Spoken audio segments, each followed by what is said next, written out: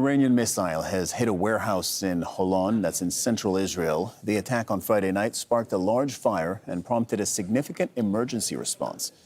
Iran has launched several attacks on Israel throughout the day, triggering air defense systems and warning alerts. And 8 people have been killed by an Israeli airstrike in the Lebanese city of Sidon. The attack targeted a residential building on Friday. Lebanon's health ministry says that 9 others were wounded. Well, Bernard Smith is in Beirut. Nour Odeh is in Ramallah in the occupied West Bank. Nour, what are Israeli military and political leaders saying about what they're doing in their military campaign against Hezbollah?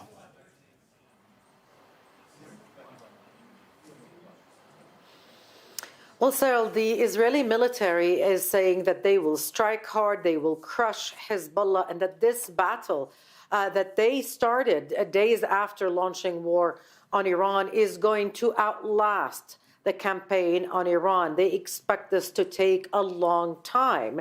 Now, their message to the Lebanese government has been very strong. They're telling the Lebanese government that if they do not forcefully disarm Hezbollah, Israel will do it, and in the process, it will continue to exert pressure on the population and the government by attacking civilian infrastructure, just like we saw in that strike earlier in the day on a bridge at the Litani River. The Israeli army expects to call up more reserves, Cyril, in order to allow for that campaign to take over more land, as promised by the Israeli defense minister.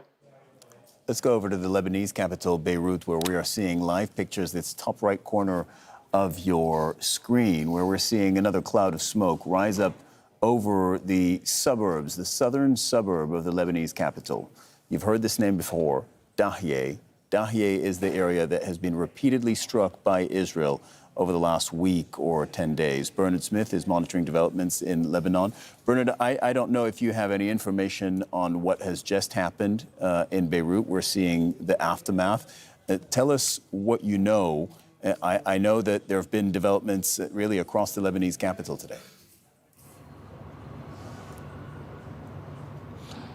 Cyril, well, I know just that the Israelis put out again an evacuation order for districts in the southern suburbs about half an hour ago, sort of a reminder that those areas should be evacuated. Remember that they are pretty much empty of human inhabitants now. They've been evacuated for a long time because most of the people who live there make up some of the 800,000 plus internally displaced people here in Lebanon.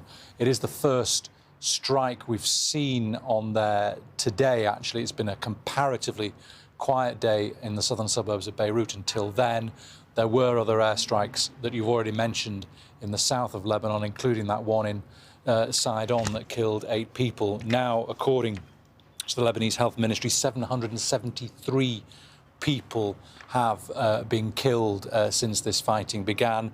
And worth comparing with figures coming from Israel, who say that they've killed 360 Hezbollah fighters. So even if you take those Israeli figures as accurate, that means that 413 people who they've killed are not classified as Hezbollah fighters. Cyril. And Nour, in this ongoing fight between Israel and Hezbollah, Israel, of course, has been attacking, we're still watching the aftermath now, attacking Hezbollah in southern Lebanon, in the capital Beirut, also in the eastern parts of the country, in the Bekaa Valley, and Israel is also taking damage and incoming fire from Hezbollah.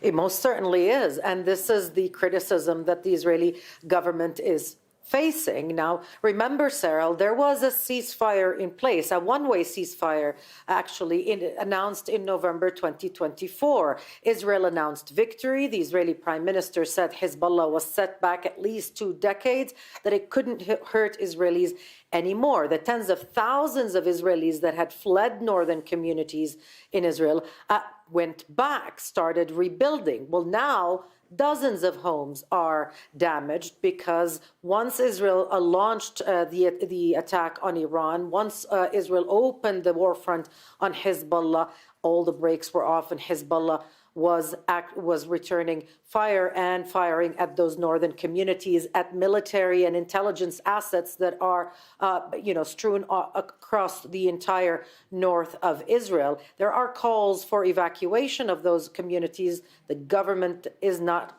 going that route.